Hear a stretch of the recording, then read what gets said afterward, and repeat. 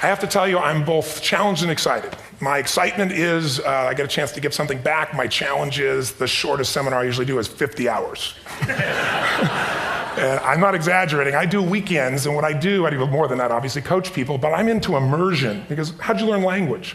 You didn't learn it by just learning principles. You got in it, and you did it so often that it became real. And the bottom line of why I'm here, besides being a crazy mofo, is that I'm really in a position, I'm not here to motivate you, obviously. You don't need that. And a lot of times, that's what people think I do, and it's the furthest thing from it. What happens, though, is people say to me, well, I don't need any motivation. And I say, well, that's interesting. That's not what I do. I'm the why guy. I don't know why you do what you do. What is your motive for action?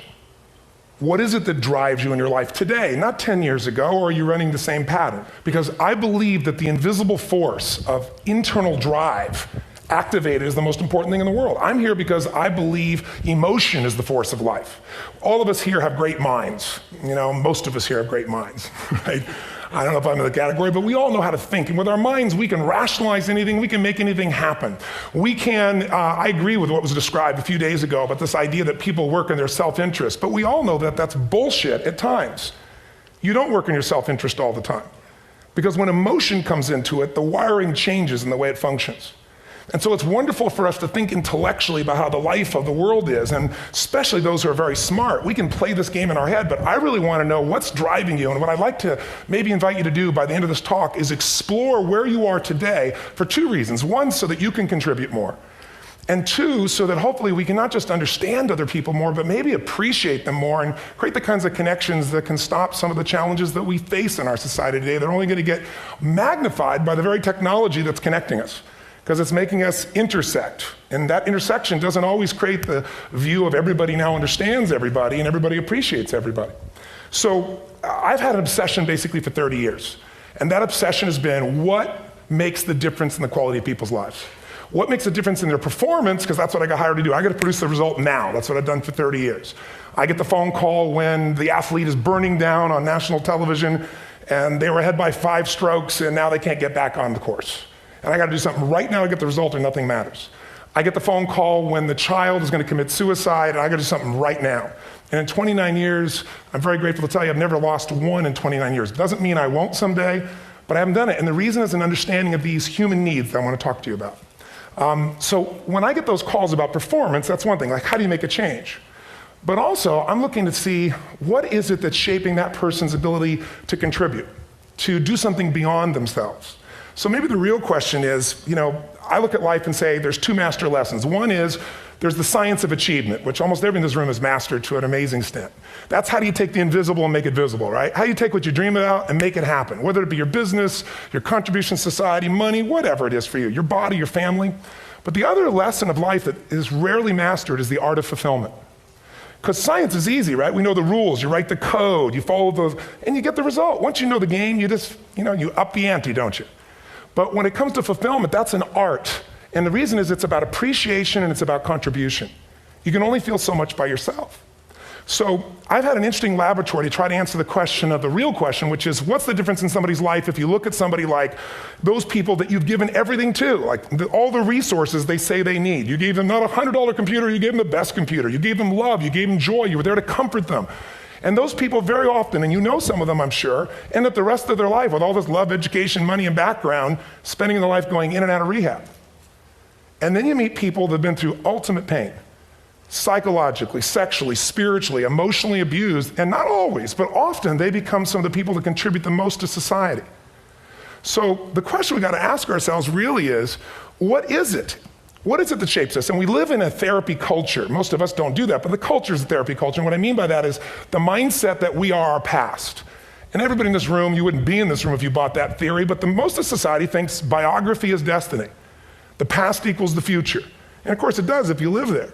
But what people in this room know, and what we have to remind ourselves though, because you can know something intellectually, you can know what to do and then not use it, not apply it. So really what we got to remind ourselves is decision is the ultimate power. That's what it really is. Now, when you ask people, have you failed to achieve something? How many have ever failed to achieve something significant in your life? Say, I. Thanks for the interaction on a high level there. But if you ask people, why didn't you achieve something? Somebody who's working for you, or a partner, or even yourself, and you failed to achieve a goal, what's the reason people say they failed to achieve? What do they tell you? didn't know enough, didn't have the knowledge, didn't have the money, didn't have the time, didn't have the technology, I didn't have the right manager. Supreme Court. Didn't have the Supreme Court.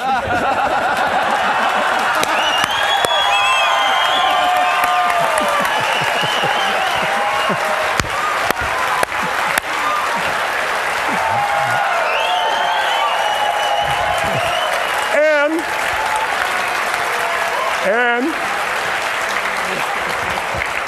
what do all those, including the Supreme Court, have in common? They are a claim to you missing resources. And they may be accurate. You may not have the money. You may not have the Supreme Court. But that is not the defining factor.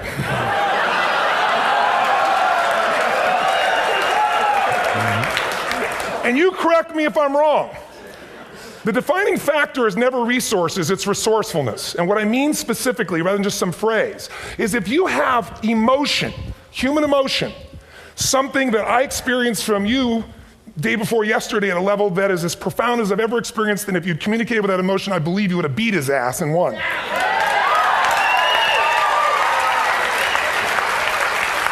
But how easy for me to tell him what he should do. Idiot, Robbins. But I know when we watched the debate at that time, there were emotions that blocked people's ability to get this man's intellect and capacity and the way they came across to some people in that day. Because I know people that wanted to vote in your direction and didn't, and I was upset. But there was emotion that was there. How many know what I'm talking about here? Say I. So emotion is it, and if we get the right emotion, we can get ourselves to do anything. We can get through it. If you're creative enough, playful enough, fun enough, can you get through to anybody, yes or no? Yes. If you don't have the money, but you're creative and determined enough, you find the way.